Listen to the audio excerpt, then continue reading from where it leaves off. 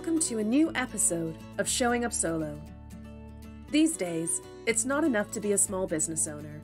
You also have to be an online marketing expert, an accountant, a website designer, a content creator, and the list goes on.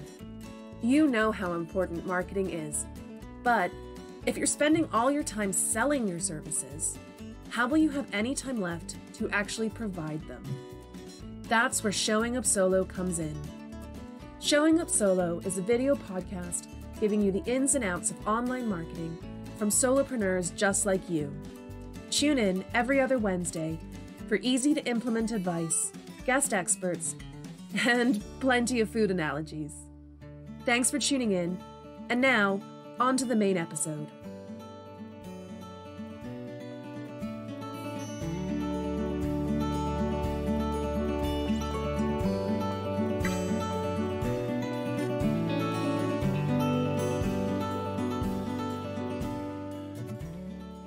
Hello, everyone, and welcome back to another episode of Showing Up Solo. Today, we're joined by the entrepreneurial dad himself, Mr. David Williams, award-winning, multiple six-figure earning business owner. David, we are so thrilled to have you here today. Just for our audience, could you let them know a little bit more about yourself and what you do? Yeah, of course. Thank you. Firstly, thank you so much for having me both. And it's lovely to hear the accents from across the pond, because I am based down here in South Wales, in the UK. So yeah, as Hannah has already introduced me, my name is David Williams. I am the entrepreneurial dad. I have won numerous awards over the years within entrepreneurship, within separate business fields, from education all the way through to property. And I work to help business owners around the world improve their efficiency and effectiveness through strategic marketing and business development. The thing that I really, truly believe is that you don't have to be in a massive corporate to have an amazing life, to live the things that you value. And I talk a lot about freedom, and freedom gets mistaken. Freedom is just an ability to choose. That's all it is. So whether I work 2 days or 5 days, as long as it's my choice, then that for me is true freedom. And that's where I want to encourage business owners and help them to get to a point where they're making choices that are aligned with their true freedoms. Love that. I love how you framed it that way, because I think a lot of times people get stuck on needing to work a certain amount of time to make a certain amount of income to be successful. This idea of success is just it's a false construct, right? Because what does success mean? You know, if we're always doing it from the external, then we'll never be successful, because there'll always be someone who'll go, well, that doesn't look like success in my mind. And then it's that validation, that personal validation thing, right? And what I like to talk about when I work with businesses is, what does it mean for you? Like, what does your freedom day look like? And if your freedom day looks like getting up, going for a swim, taking your kids to school, having a coffee with a friend, doing a bit of work that you enjoy, then picking your kids up, taking them to the park, having a barbecue by the beach, then let's work towards that. Like, that's your freedom day. I love that.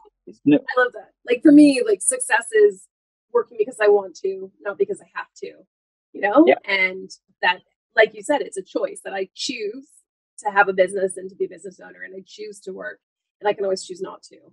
And I love that idea. Yeah, I couldn't agree more. So I think, go on. I was just gonna say, the reason we invited you here today is because Nicole and I have both experienced a couple of your master classes, and I've even tuned into a few of your clubhouse rooms back when everyone was clubhousing. Yeah, remember those days. Yeah, and when we were thinking of someone to come in and talk about leveraging Facebook groups for marketing, we thought of you. We thought we have to get David on. So we would love to just pick your brains on Facebook and the power of using Facebook groups. Facebook is, firstly, let's really cut to the most important bit. Facebook isn't a social media company. All right, so let's get it out in the open. Facebook is a data company. And it has some of the best data in the world, right? So once we understand that essentially Facebook is like this huge database, then it allows us to think about it more strategically and think about how we can use Facebook to leverage, which is exactly the right word, because we're leveraging time, we're leveraging our often our financial input in the best way possible.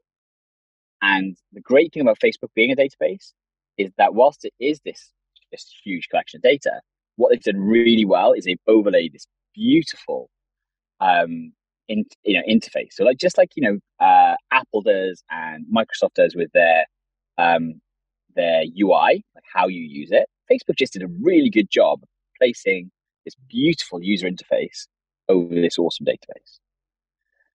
And we start to think about groups then as filters within the database, right? So you put all your data in, and like I like being outdoors. I like camping. I like swimming in the sea. I love wild swimming. I love being in mountains.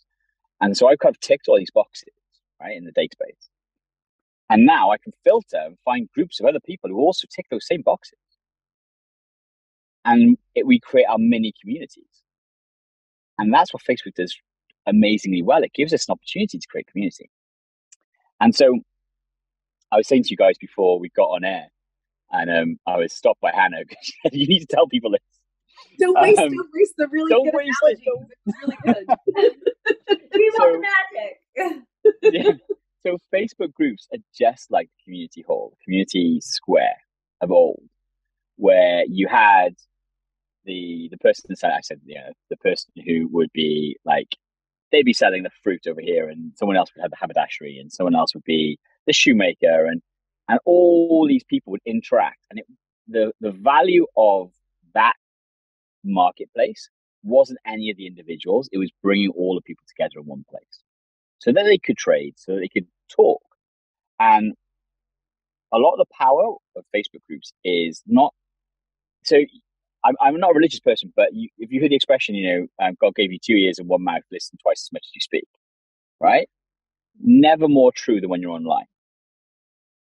Because when you start to understand what the Facebook groups are about, if you listen twice as much as you interact, you will double at least the amount of positive interactions you have. Wow. Now, the reason for this, you must have been to like in-person networking meetings, right? Mm-hmm. Mm-hmm. Yeah. The person in-person networking, or the COVID alternative where it's where you get that like, okay, here's your 30 seconds to tell us about you and what's your ask and what's your give, and you're like, oh my god. And that person who comes in, right, and they shake your hand and they're not looking you in the eye, they're looking over your shoulder like the next person to speak to, and you're like, hey, I'm here. Talk to me. I'm listening. You never want to be that person. You never want to be that person who's always looking for the next thing. And whenever you're in physical networking spaces, the more you listen, the better you're able to actually articulate what you have to offer, because you're answering their question. Right? Now, what Facebook groups do, and we'll split a little bit between the 3 kind of main ways in which Facebook groups can be used. So whether you own one, whether you live in someone else's like village hall, or whether you kind of like curate stuff and you dip in and out. So there's kind of 3 main ways you can do. And so when you're in that space, if you listen to the people in the group, you truly listen. Now, the brilliant thing is it's all written down. Generally speaking, with posts, so you can actually collate this information. And there are neat tricks and things and tools you can use to extract that information if you really want to get technical. But what you can then do is you can create topics. So this week, 10 different people have asked about how do I leverage Facebook groups? Well, now if I put a post out there that's really helpful and really informative about how to leverage Facebook groups, I know at least 10 people are going to be interested in that. Yeah. So you're listening twice as much as you're interacting. And in the early days, a lot of people just said, like, just post, and then can you please post some more? Because if you don't post, no one's going to see it. And that idea of quantity over quality is just redundant. It is awful. It's spammy. It it just makes you feel rubbish. Like, everyone has been in the Facebook group with the person who just puts stuff, and it's like bait and switch. Yeah, they're like, yeah. I remember when I first started my business, like June 2020, and I was told, like, go join 20 Facebook groups and start posting. So I did, and I just basically I turned off all the notifications. After a couple months, I turned off all the notifications on my Facebook because I got so tired of all of the notifications about so and so's posted, and they were all just sales pitches or like, it was just, there was no actual discussion. And there's actually only a few groups I'm still like interacting with. I was fortunate to get into this one group that just happened to be wonderful. What really worked was that the person had a regular coffee session that everyone was invited to. And because I went to those, it was just chatting and having coffee. I made so many business connections there. I recently got a referral from someone who I met in that group 2 years ago. And that's community. Yeah. That's what we're talking about, right? What we're talking about is all those stall holders in the village square going, it's 11 a.m., it's coffee time. And going into the cafe and sitting there and going, God, it's been a really hard week this week. And you're just having those human conversations, and you're listening properly.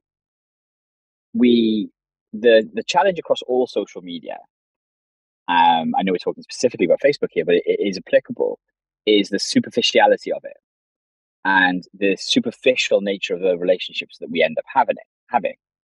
And so when we have deeper conversations, we start listening to people's problems, then we can really come up with a solution. So an example of this is, everyone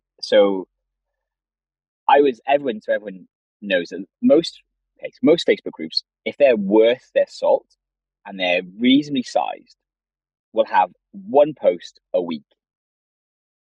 Sometimes it's less than that, where you can you can promote yourself, you can put your business out there, and that's a really valuable thread, right?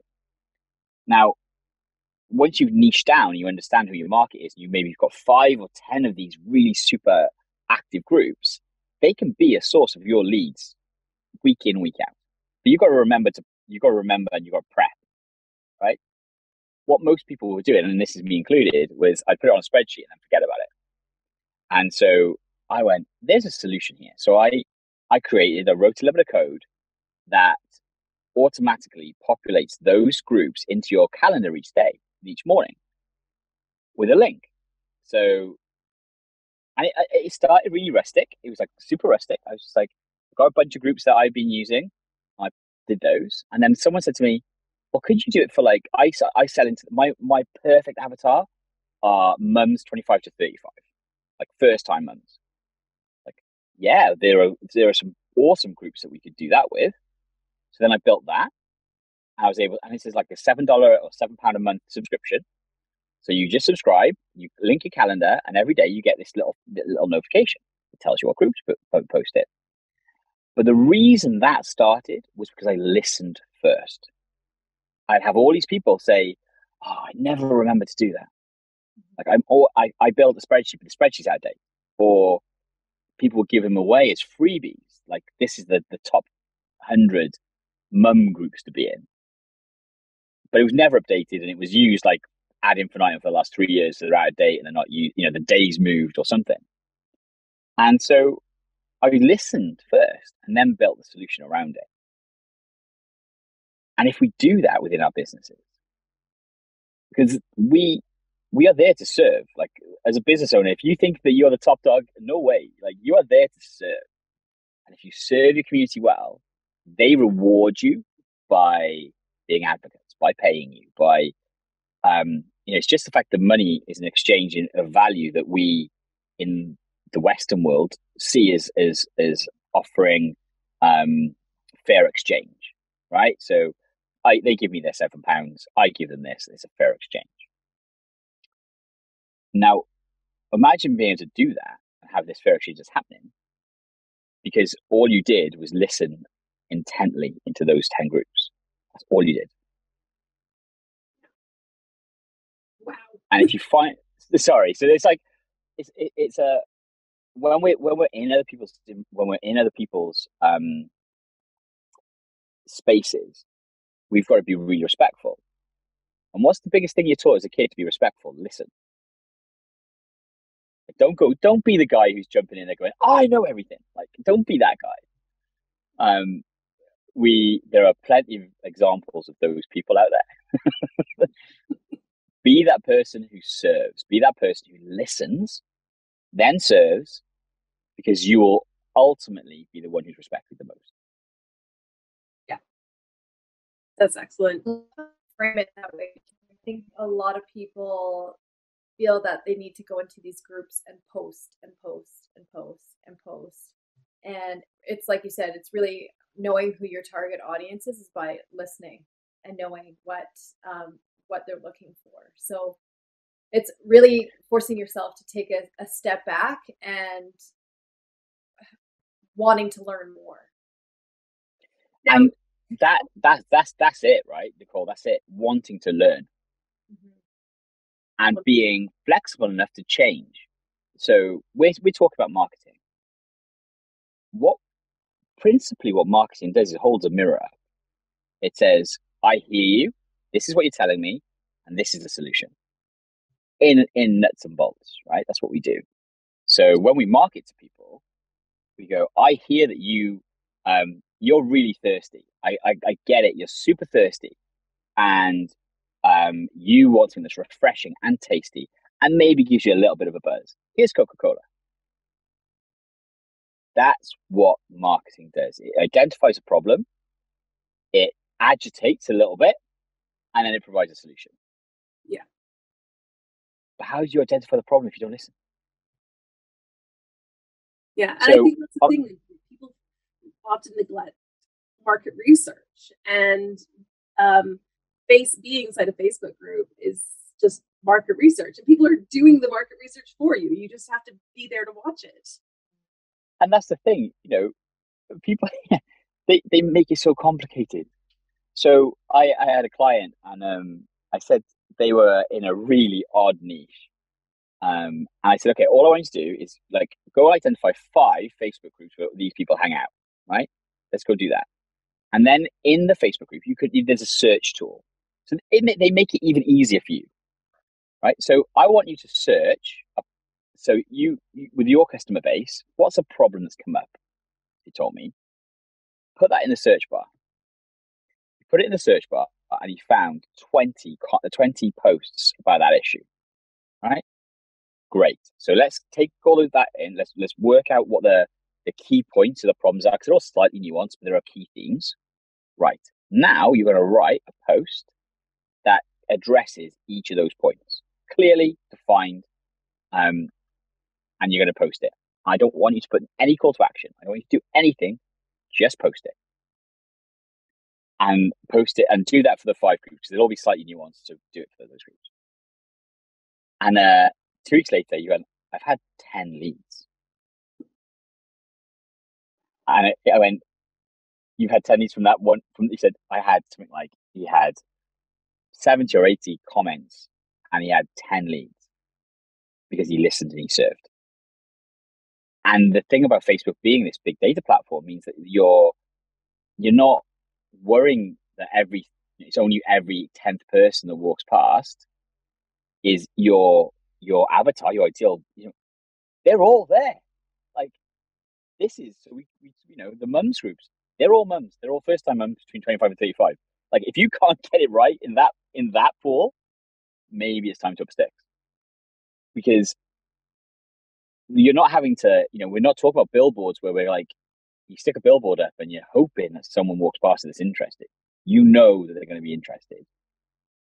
You listen to them, you reflect, you create a solution. That's how you build. That's how you build your reputation. That's how you build trust, which is what marketing is really about.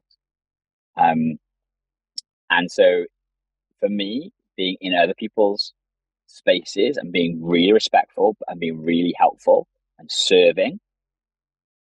I mean, I've had a DM today about 2 hours ago, which is exactly that. How can I work with you? Based on something I did in someone else's group. Like, that's just because I didn't pitch. Yeah. They came to you, and then they're already sold by the time they come to you. You're just deciding if you want them. And isn't that, so we talk about freedom, right at the beginning of this. Freedom to choose. Do I want to work with you? And do you know what?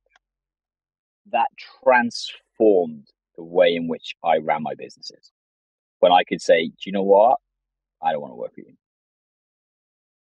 And as a consultant, as a coach, someone who works across with lots of different businesses, the ability to go, I'm really sorry, we're just not a good fit. Transformational. Because that way, like every day I get up, I'm only working with people I want to. I'm not going, oh man, I've got to work with that client today because I'm chasing that money or whatever.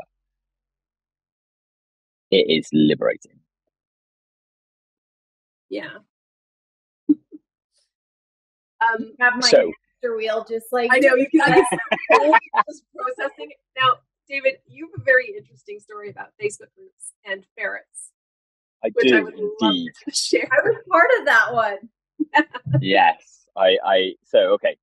I'll start right at the beginning, and then I'll take, because it would sound even weirder if I just jump into the Facebook group. So when when we had my son, my eldest son, he had colic and reflux, and he wasn't able to sleep when he was fed. He had to kind of like be vertical, otherwise he would just vomit.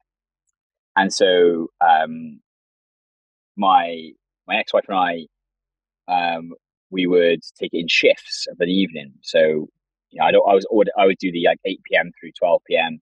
She'd get some sleep, and I would walk up and down with our son.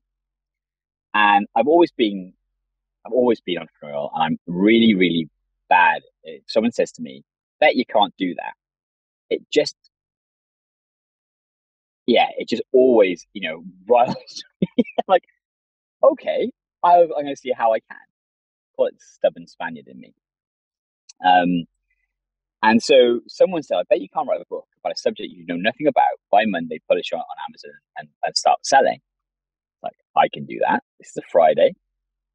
So I'm walking up and down with my son, and I said, what am I going to do this? What am I going to write this book about? So it's like, right, I need a big niche. So pets. We're going to do pets. Pets are a huge niche. Can't do cats, can't do dogs. I need to find something that I can really focus in on. And I went on the US veterinary website, which lists the amount approximately of certain domesticated animals in the US. About halfway down was ferrets. Now, you can train ferrets. They're treated very much like, they have leashes and harnesses, and they have little cages, and they have runs and all these types of things. Like, I'm going to do ferrets. So I went on to, and this is again about leverages. We'll talk about leveraging. I went on to Fiverr, and I found someone who would do a bunch of research for me on how to train ferrets. I said, just get as much research as you can in 24 hours, collate it, deliver it. Now, they were in the Philippines, so time-wise, that worked really well for me because I was ahead of them. So when I woke up, it was ready. I got someone to do some book design covers. So the next Saturday I woke up, I had all this stuff to read through, had the book covers ready to go. I did some editing, sent it back to someone else who could format it. We had the 3D book design done. By Sunday night, midnight, I was on Amazon, pressed the button, done. It was launched. And I started selling a bunch of these books, right? It was called The Ultimate Guide to Training Your Ferret. And I was like, wow, people are buying a book. And I was getting I had 4.5 stars on Amazon, which that tickled me. I took screenshots of that and sent it to my friends. That made me laugh more than everything else that ever followed. It was just this really cool, this book that I produced is getting 4.5 stars on Amazon. And so because I do a lot on Facebook, and I was like, I wonder. So I set my Facebook page, and within a very short space of time, we had lots and lots of people hit the page. And I went, all right, got to be something here. So I decided to set up a Facebook group. Now, I used a strategy that I had worked with a good friend of mine that we'd use elsewhere, whereby we would use memes to get lots of attention to the page that would then drive them into the group. So there was a bit of a strategy behind it. And we were talking, when I say we're talking like 20,000 views on one post, 30,000, 50,000 views on a post. It worked really, really well. And so I drove lots of people into this Facebook group. And then went, this is a family, am I allowed to swear in this or not? I'm being very careful with my language. So maybe don't I went, shoot. I don't know what am I going to do with like all these people? So I got some admins in, I got some moderators in, and we built this group that was all about supporting people with their ferrets. And we created this community, and you learn so much. You learn how passionate people are. You learn that, sometimes you say one thing and it just kicks off. So I don't know if they do in Canada, but in the US, Marshall's pet food thing is really big. And there's like a whole movement that hate Marshalls. And so one of the mods like posted like this Marshalls thing, and it was like, that post blew up. We're talking like hundreds of people complaining that how dare we promote something? So you learn all these things, right? But what it did is now that group is now at 6,000. So we've got a group of ferret lovers around the world, 6,000 of them. And as we brought them in, we'd asked for their email address. So now we built an email list of 6,000 people. So we split them out by country. There is a store, so we sell things on the online store, which is Shopify store, and we drive, I would say, at least 60% of our traffic comes from our Facebook groups, and they buy regularly from us. So this free Facebook, this crazy little thing that I had an idea about, generates income every month, and freedom, passive income.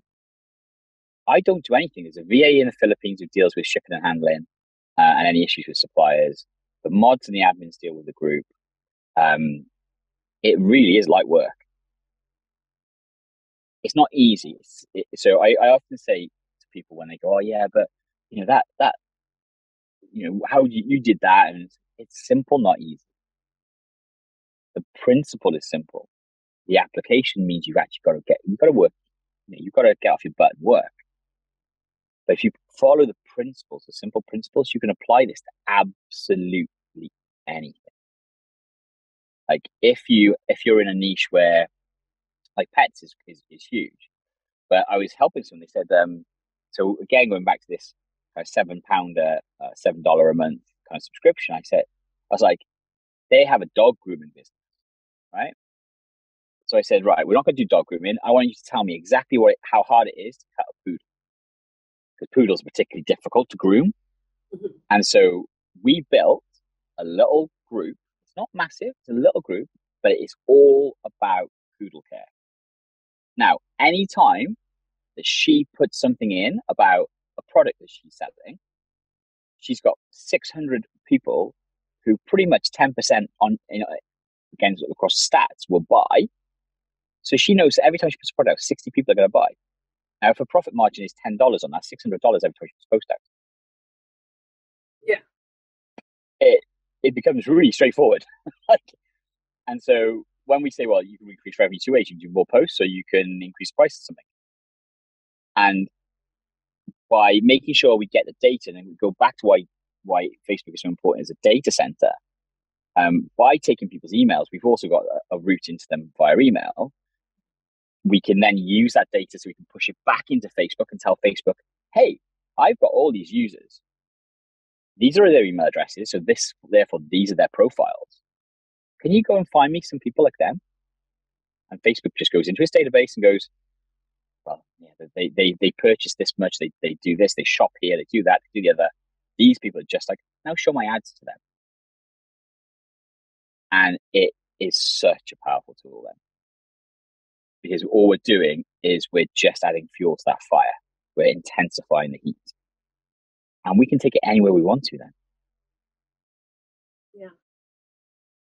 So there's those two things. Go on, Sorry, Nicole. No, I was just going to say, Oh, no, Hannah. just the way that you think about Facebook groups and using Facebook, when you see it through that lens, it's amazing that we get access to it for free.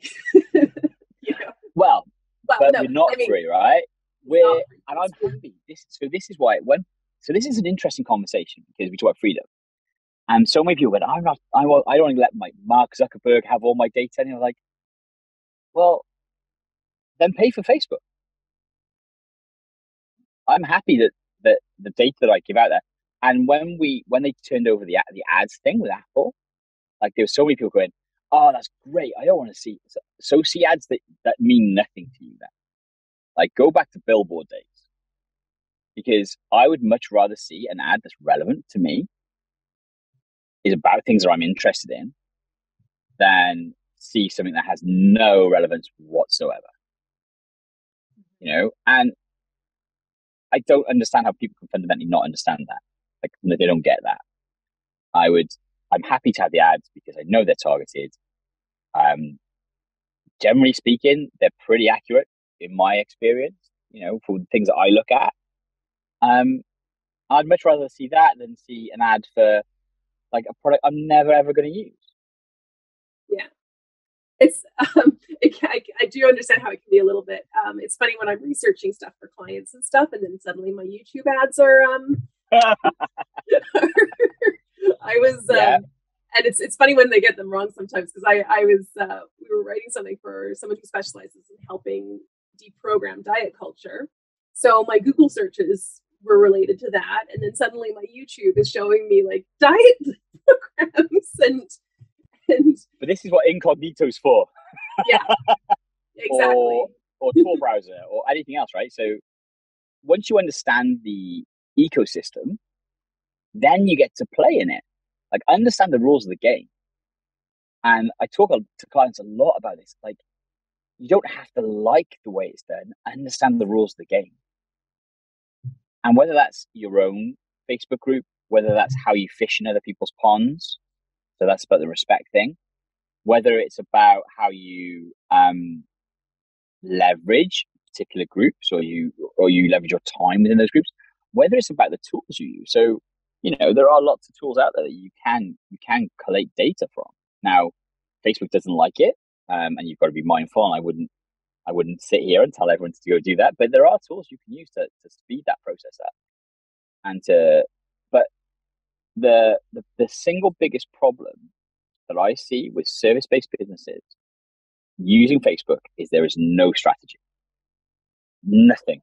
It's like I have this thing like when I work with clients, go, right, we're going from scattergun to sniper. Right? I don't want you posting. It's like you'll see them post and like it has no relevance. It's not building towards anything. Why are you doing it? Because I've got to post. I've got to post at least once a day. You don't post rubbish. Like that does your reputation no good. Like understand what you're posting and where you're posting it. And even if that means scaling back and going, okay, I'm going to concentrate on these 5. Like I've got my group. The goal for me over the next 6 months is to take that group from 100 people to 500 people. Brilliant. That's what we've got as our goal. I'm going to concentrate in these 5 groups where my ideal client hangs out. And I'm just going to serve. A couple of things. I'm going to make sure that my group is on my home profile. I'm going to make sure that I give people, because what happens when someone, so what tends to happen is if I'm in your Facebook group and I answer a question that's really comprehensive and you go, that was good. What's the first thing you do? Look into that person. Yeah, go to their you click on that profile, right? And if my profile then says, this is where I hang out, what are you likely to do? Oh, that's interesting. I'm going to go there. And it's such a simple step process. That's like super, super simple. Just go, listen, serve, give them a road to follow. Yeah. And if you do that, you'll start to filter people into your world, filter people into your environment. Then you can then take them, because it's a different, once they're in your world, they play by your rules. You get to choose that. So you can have those questions. You get their email address. You give them their weekly newsletter by email. Use the Facebook group in a way to know, like, and trust it, and to really get to know them deeply, understand what drives them, why are they there, what do they want to do, and you can act very differently in the place that you control, which is your environment, than you do out in the other world. Okay, you can be slightly more controversial. You can because oftentimes what you want to be doing is, once they get into the group, they're still not quite. You haven't really like trimmed them right down. So when we talk about deep niching, or niching as the Americans do, which bugs me because it's a French word, which you Canadians understand. Yeah, we say niche. We say niche. I know. So to all our American friends, I'm really sorry. It is niche. It's a French word. Love you for lots of things, but it's definitely a French word.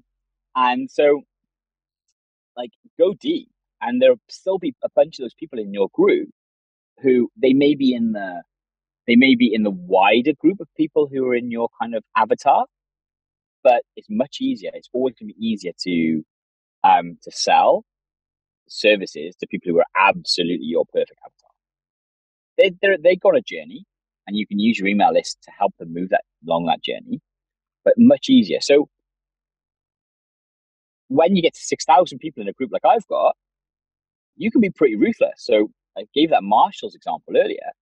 I can say, right, and I'm not going to do this, but this is an example. Say I'd done a deal with Marshalls because I've got 6,000 people and I can promote them. I can do a sponsorship deal. I can put a post up and saying, hey, if you don't like Marshalls, don't be in the group.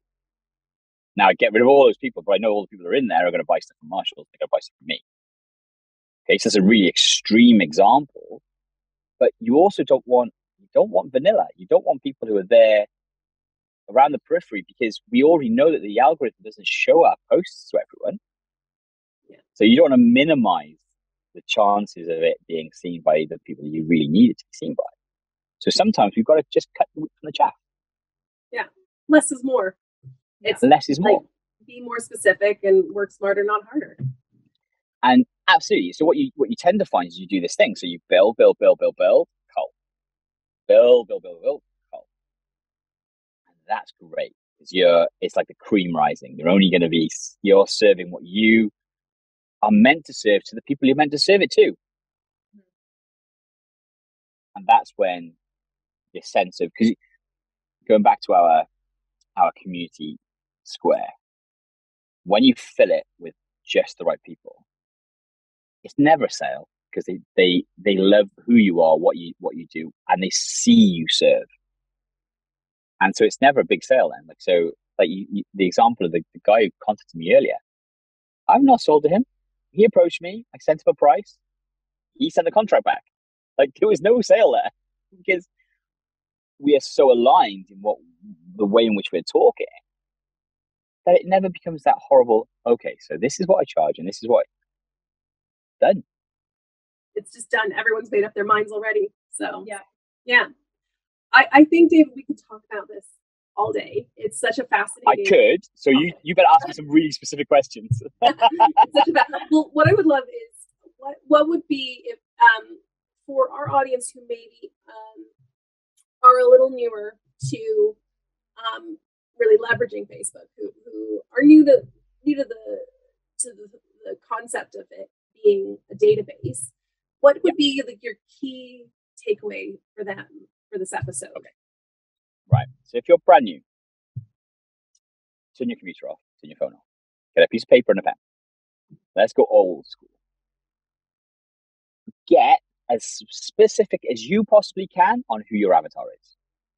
And I know you guys will have hammered this in like over episode upon episode, but it really is the key, right? So know who that person is, know them inside out. Give them a name, give them an age, give them a gender, give them like the whole thing, like what car they drive, where they live, who they live with. Understand that person fundamentally. Once you've done that, we can open our laptops. We can go to Facebook. Think about where this person lives. So what kind of things are you interested in? So for say one of the pet people that I've got in one of the clients. So where are the people who love poodles going to be? They're going to be in poodle appreciation groups, right? So let's go and have a look at a couple of those groups. And then they may even niche down further. They may be super interested in toy poodles or full-size poodles. Let's niche down. Let's figure out where they are. Once you've got that, so you've got your avatar really tightly linked in, and you've built maybe 5 groups that you can start to go into. Now, this is before you build your own group. Don't go building your own group to start with, because it's really super scary. And the worst thing you can have is this group with 0 people in, and you're like, oh my God, what am I going to post? Right? So what you're going to do is you research. So you're going to get these 5 groups. Now, let's say we're doing toy poodles. I'm going to go into those 5 groups, and I am going to be the best listener I possibly can in those 5 groups. I'm going to use that search function. I'm going to look at problems. And most people will put a question. It'll be a statement. It won't be a statement. It'll be a question. So go into the group and look at something like difficulty grooming, or won't take a bath, or how do I do this? How, why, what? Look for questions. What's the best shampoo to use? What, how do people wash them? How do people, whatever it might be. Just go and start getting those, and then get your pen out and start writing those questions down in themes. Okay, so get those themes out. Those themes are going to be the basis for all the posts that you're going to put out over the next 4 weeks. Okay, so now what we've done is you've identified your avatar, you've figured out where they might live, you've worked out what their problem is, and now you're going to put your post together to start to drive them somewhere, to give them some kind of sense of who you are. Okay, and then serve. Don't think about sales. Don't think about making a sale. Don't think about anything. Go and serve. If you do those things well, within 4 weeks, you will find there are people who start drifting to you. They'll start referring to you. Oh, what does Hannah think about this? Oh yeah, I remember Nicole wrote this great post about that. I wonder what she thinks. They'll start tagging you in. And then by virtue of this, you become the expert. You're the go-to person. And that's how you start to drip them then into your own little community. So do those things. Does that help? Is that like... Yeah. It's a really strategic way of doing it, which is great for our listeners. Yeah. Don't waste your time. Don't be scatterguns. Let's be snipers. Yeah. I love that. Well, thank you so much for joining us for this episode, David. Before we go, how can our audience find you? Where can they get that amazing Facebook group subscription? So the best place to find me in terms of the easiest place is to come onto Instagram. Now, this is a great thing because Instagram and Facebook are owned by the same people, so this is a really good place to be. And once you start leveraging Facebook, you can then move on to Instagram. So if you go, it's the_entrepreneurial_dad_UK, and you'll find me. There's a link tree there, which you can find all my resources, all the things that I put out there. I put lots of, you can join my mail list. There's loads of ways of interacting with me. Or you can join the Entrepreneurial Dad on Facebook too, and you can find me there. So they're the best places I hang out the most. Great. We will leave links to that in the show notes. Yeah, of course. And thank you so much for coming tonight. You're welcome. I'm really sorry it's got dark here, and I'm about to go for a swim. So it's a little bit later here than it is in Canada. It's the transcontinental lifestyle. But I love it, right? This is this not the most amazing thing that we get to do this? Yeah. Completely aside from all the other stuff, I feel absolutely privileged to be able to talk to you guys, to be able to do this across continents, to help people around the world to just create that freedom. We should be very grateful to be able to do that, I think. Yeah, definitely. Yeah, I couldn't agree more. Thanks so much for joining us, and have a great swim. Yeah. Oh, I will do. I love it. I love swimming in the sea, and the sun's going down. It's going to be great. Well, thank you everyone for tuning in today, and we will see you next episode.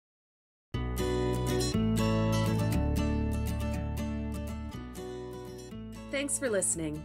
If you're a fan of the Showing Up Solo podcast, you can show your support by liking, commenting, sharing, or leaving a review. Want to spend less time on your marketing and make better content? Head to showingupsolo.com to grab your free copy of our Full Circle Content Guide, the same time-saving method we use for creating our own content. Need more help getting your marketing in order? Learn how to build a marketing plan while working smarter, not harder. Our Setup for Success package gives you everything you need to create a marketing plan that is low maintenance, high impact, and perfect for generating consistent leads. Head to showingupsolo.com for more info. See you next episode.